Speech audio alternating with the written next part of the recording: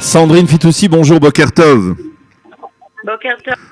Alors, Sandrine, on a l'habitude de vous solliciter quand il y a un regain de tension dans le pourtour de la bande de Gaza, en particulier dans la localité de Sderot. Ça a été le cas au cours des deux derniers jours. Mais on peut dire que cette fois-ci, eh bien, vous vous retrouvez dans une situation un peu particulière, un peu complexe, puisque vous habitez à Sderot, vos enfants sont à Sderot, mais vous aviez choisi, et cela peut arriver, de partir en vacances à Eilat. Vous nous parlez donc d'Eilat, où vous avez décidé de rester malgré la tension sécuritaire et malgré cette situation de multiples alertes. Qu'est-ce que vous entendez de ce qui se passe à Sderot? Comment vous vivez vous-même, vous, habitants de Sderot, si éloignés en cette période de tension? Alors d'abord, bonjour. En fait, être externe, être en dehors du problème, du conflit, c'est-à-dire être loin. Maintenant, je me rends compte de la différence c'est-à-dire que je sais pas trop comment expliquer ça. Vivre quand on n'est pas à Sderot, on se rend pas vraiment compte des choses, quoi. C'est-à-dire que moi, j'étais en contact avec mes enfants toute la journée.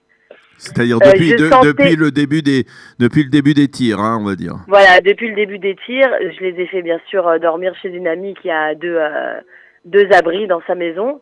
Donc ils étaient en totale sécurité. Maintenant, nous, on se posait la question à savoir est-ce qu'il fallait revenir ou est-ce qu'il fallait rester. Et comme on connaît déjà le déroulement de la situation, malheureusement, on sait très bien que à part toucher des cibles précises du Hamas, il se passerait pas autre chose. Donc on a décidé de rester. On est resté parce qu'on sait très bien qu'il y a beaucoup de bruit autour, qu'on entend. Mais concrètement, la situation, elle est toujours la même. Comme je vous l'avais dit l'autre fois, la situation, elle reste que toujours les pauvres habitants de Sderot qui reçoivent les missiles, qui resteront les pauvres habitants de Sderot qui reçoivent les missiles. C'est-à-dire il y a pas véritablement de perspective réjouissante, on peut dire, de ce côté-là. C'est réjouissant de faire une entrée terrestre, comme on peut dire. C'est pas réjouissant non plus. Et moi, je l'espère pas non plus. Mais il n'y a pas d'autre solution. C'est-à-dire qu'il faut attendre à chaque fois, faire comme un espèce de petit jeu avec le Hamas, attendre qu'ils décident de s'arrêter, et nous, on reprend notre vie quotidienne, et encore, on rappuie sur le bouton Chigra. Et en fait, votre décision de rester malgré tout à Eilat, alors que vos enfants, qui sont de jeunes enfants, eh bien, sont à Sderot, c'est une manière de répondre aussi au Hamas et de dire, eh bien, vous voulez perturber notre vie, eh bien, nous allons continuer à vivre et à vaquer à nos occupations et à vivre envers et contre tout. Exactement. Nous, si on a décidé d'habiter à Sderot, c'est pas pour fuir dès que quelque chose se passe. Cette situation, elle dure depuis 18 ans. Et on sait à quoi les gens... Ce qui a été très dur pour nous, c'est les gens extérieurs au problème qui nous disaient comment vous rentrez pas et vos enfants ils sont là-bas. Mais nous, on connaît la situation. On sait ce qui se passe sur place. Alors quand vous dites vous connaissez la situation, ça veut dire quoi? Vous dites eh bien, de toutes les façons, même si je rentre, ça va pas changer les choses. C'est ce que vous dites Tant que je savais que mes enfants étaient avec une amie très proche et qu'ils étaient en sécurité, je vais pas changer grand-chose de par ma présence. C'est-à-dire qu'ils étaient ils étaient bien, ils étaient entourés, ils étaient avec d'autres enfants, de la même façon qu'ils le sont quand ils sont avec moi. Maintenant, je sais très bien, je suis désolée de le dire, mais que ce soit Bibi, Gantz ou Lapid, il y aura pas une entrée dans Gaza. C'est pas concevable, c'est mon avis, c'est pas concevable puisqu'il y a il y a une histoire de civils. C'est-à-dire que c'est nous qui avons créé cette situation, à laisser le Hamas lui nous gérer, et c'est lui qui décide quand est-ce qu'on sera en paix ou quand est-ce qu'on sera qu'on recevra des missiles, c'est lui qui mène quel la danse. jour, quelle heure et quel moment, quoi. C'est lui qui mène la danse. C'est lui qui mène la danse. Et là, vous n'avez pas l'impression que les choses changent, que le fait que l'armée israélienne déploie des forces, on a le sentiment que quelque part il y a ou quelque chose qui se prépare, ou un sentiment d'une volonté de frapper plus fort qu'à l'accoutumée? Non, moi je pense pas. Et si ça s'est pas passé la dernière fois, je vois pas pourquoi ça se passerait cette fois-ci. Il y a rien qui change. L'autre fois aussi, on s'est reçu encore plein de missiles. Ce serait vraiment d'une mauvaise volonté de maintenant réagir alors toutes les autres fois et tous les gens qui sont encore sous traumatisme. Alors eux, ils valaient pas la riposte. C'est-à-dire, qu'est-ce qui changerait maintenant qu'il y ait une riposte? Oui, cette situation, ce sentiment un peu, comment vous le vivez, vous, habitants de Sderot, lorsque vous entendez à la radio, comme on a entendu, les habitants de ce moshav de Mishmeret, qui a été frappé de plein fouet par ce missile lundi matin, et dire qu'ils comprenaient enfin comment peuvent vivre les habitants de Sderot et des localités du pourtour de Gaza. Parce que tant qu'on ne vit pas la situation, on ne peut pas la comprendre, et c'est pour ça qu'il ne faut jamais alarmer les autres.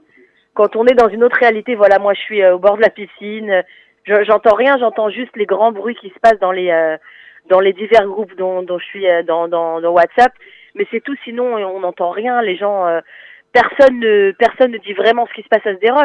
Quand ils ont dit qu'il y a eu une Afsakatesh, une arrêt de voilà, et ben dans la nuit il y a eu 4 ou 5 alertes, puisque mes enfants ils me l'ont dit. Et ça, par contre, ils vous l'ont pas dit après. Oui. Ils ont juste dit qu'il y a eu un arrêt des tirs. Donc, quand on les vit, on les connaît. Mais quand on les vit pas, s'il y a pas quelqu'un qui vous les dit, alors il y a personne d'autre qui va les relater. Et ça, c'est terrible. Supposons que vous aviez l'occasion d'être aujourd'hui face à Binyamin Netanyahou, qu'est-ce que vous lui diriez ? Quelle solution vous lui proposeriez ? Franchement, au jour d'aujourd'hui, je vous dis la vérité que je sais plus trop quoi penser. Je sais pas si c'est un point de vue pessimisme ou une habitude, ou tout simplement me dire que avec eux il y a pas vraiment de solution, puisqu'ils se comportent toujours avec lâcheté. Je parle du Hamas et des Arabes en général. Oui, je le dis. Ils se comportent toujours avec lâcheté, c'est-à-dire qu'ils vont pas faire une guerre correcte d'homme entre hommes. Ce sera toujours en envoyant sur des enfants ou avec des ballons, ou encore faire entrer des Khayalim, des soldats qui seront piégés sur place. Et nous, on veut pas ça. Alors moi, c'est vrai, je l'avoue, je préfère continuer à vivre comme ça. C'est terrible à dire, on est bien où on est à Sderot. On est protégé plus ou moins, puisqu'on a la Kippa de Barzel et on a le dôme de fer et aussi les abris. Mais j'aimerais bien que quelqu'un ait une solution originale pour régler ce conflit. Moi, je pense pas qu'il y en ait. Vous me pensez qu'il n'y a pas de solution ? Non. Il n'y a pas de solution, si ce n'est que détruire tout Gaza. Et ça, c'est moi, je vois pas comment on va détruire tout Gaza, quoi. On a créé cette situation, on leur a donné des armes, on les a laissés grandir, on leur a donné des millions, on leur a donné de l'importance. Et maintenant, c'est eux qui choisissent. Alors, on est en plein dedans. On va voir ce qu'ils vont faire. Moi, je pense que Binyamin Netanyahou, malgré tout ce que chacun peut dire, il sait ce qu'il fait, et que quelqu'un d'autre n'aurait pas eu le courage de vivre une situation pareille. Les autres, lui, il sait ce qu'il fait. Il sait ce qu'il fait et on lui fait confiance. Ouais. Eh bien, Sandrine, merci beaucoup d'avoir accepté de témoigner ce matin. Donc, Délat, et d'une certaine manière, on est bien entendu solidaire avec tous les habitants du sud du pays en cette période de tension. Merci beaucoup d'avoir accepté de témoigner aujourd'hui avec nous. Merci beaucoup, Daniel, de à chaque fois nous permettre de nous exprimer. Toda Rabba. Voilà, shalom, à bientôt. Journée. Voilà, nous allons marquer une petite pause musicale avant de retrouver notre second invité, Raphaël Yerushalmi, pour parler de la situation sécuritaire dans la bande de Gaza.